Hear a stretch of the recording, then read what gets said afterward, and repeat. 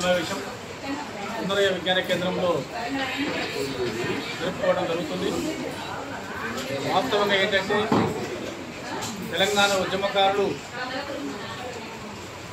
369 మంది 69 ఉద్యమంలో కానీ సుమారుగా 2001 నుండి 1200 మంది అమరులైనటువంటి విషయం మనకు అందరికీ కూడా తెలుసు. కానీ గత ప్రభుత్వం ఈ యొక్క ఉద్యమకారులకు 369 మంది ఉద్యమకారులకు కానీ 1200 మంది ఉద్యమకారులకు కానీ ఎలాంటి సౌకర్యాలు కానీ వారికి యొక్క జీవన వసతి కానీ లేకపోతే పునరావాసాలు కానీ లేకపోతే పెన్షన్ లాంటిది కానీ ఎలాంటి సౌకర్యాలు ప్రభుత్వం కల్పించలేదు. అందుకే 369 ఉద్యమకారులు 2001 ఉన్నటువంటి ఉద్యమకారులు అందరం కూడా ఏకమై ఈ రోజున తెలంగాణ ఉద్యమకారులుగా స్టేట్ యాక్షన్ కమిటీగా ఏర్పడి ఉద్యమించడం జరుగుతూ ఉన్నది.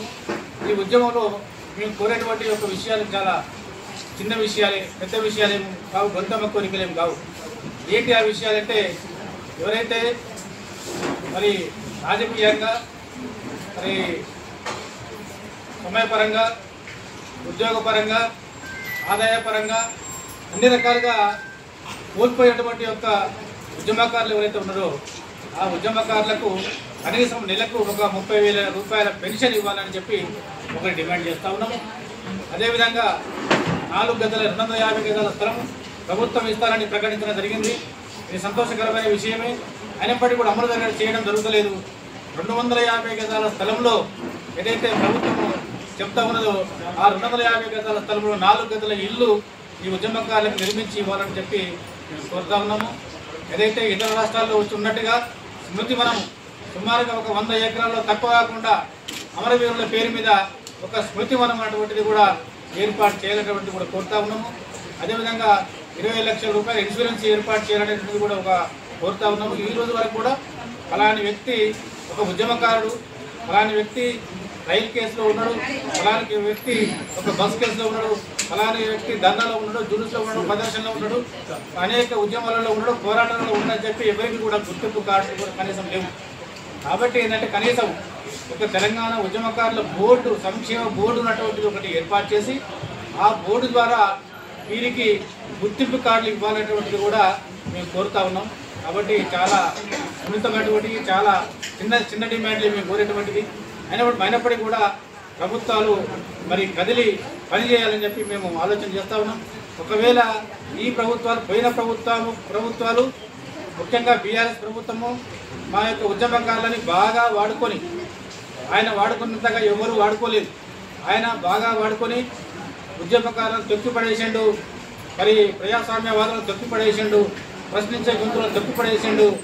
కాబట్టి కనీసం మీరైనా, వారు ఏలేకపోయినారు ఓకే, కనీసం మీరైనా అంటే ఇప్పుడున్నటువంటి కాంగ్రెస్ ప్రభుత్వమైనా, రేవంత్ రెడ్డి గారి ప్రభుత్వమైనా, ఇప్పుడున్నటువంటి యొక్క ప్రభుత్వమైనా ఆ ఉద్యమకారుల కోసం కొంచెమైనా ఆలోచన చేయాలని చెప్పి విజ్ఞప్తి చేస్తూ ఉన్నాం.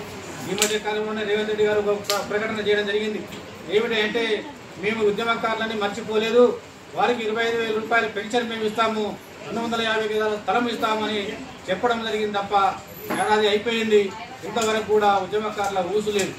కాబట్టి అంటే మేము ఏమంటున్నాం అంటే మేము గతంలో మరి యొక్క బీఆర్ఎస్ దుర్మార్గమైనటువంటి బీఆర్ఎస్ ప్రభుత్వాన్ని ఓడగొట్టడానికి ఉద్యమకారులు ఇతోధికంగా విశేషంగా పనిచేసినారు.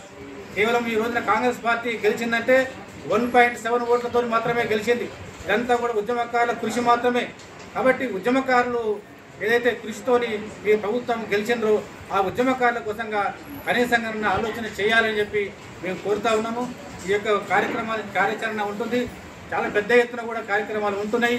కాబట్టి వెంటనే కార్యక్రమాలు మొన్ననే మరి యొక్క ఉప్పల్ ప్రాంతంలోని మేడిపల్లి ప్రాంతంలో మహిళా శిక్షణా తరగతులు కూడా ఒక దినమంతా రోజంతా సుమారుగా 12 గంటల సమయం పాటు మరి శిక్షణా తరగతులు నిర్వహించుకోవడం జరిగింది. చాలా జయప్రదంగా జరిగినవి.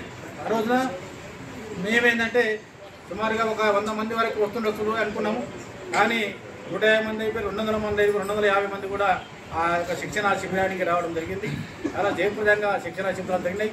అనేక ప్రాంతాల నుండి, అనేక ఏరియాల నుండి, అనేక జిల్లాల నుండి, అనేక మండలాల నుండి, అనేక గ్రామాల నుండి అనేక మంది ఉద్యమకారులు మరి వారి సంస్థలను కూడా చిన్న చిన్న సంస్థలు ఏదైనా ఉంటే ఒక పెద్ద సంస్థలు కలుద్దాము అనేటువంటి ఒక ఆలోచనతో వాళ్ళు ముందుకు వచ్చి మా యొక్క తెలంగాణ జాయింట్ యాక్షన్ కమిటీ జేఏసీలో కలవడానికి ముందుకు వస్తున్నారు.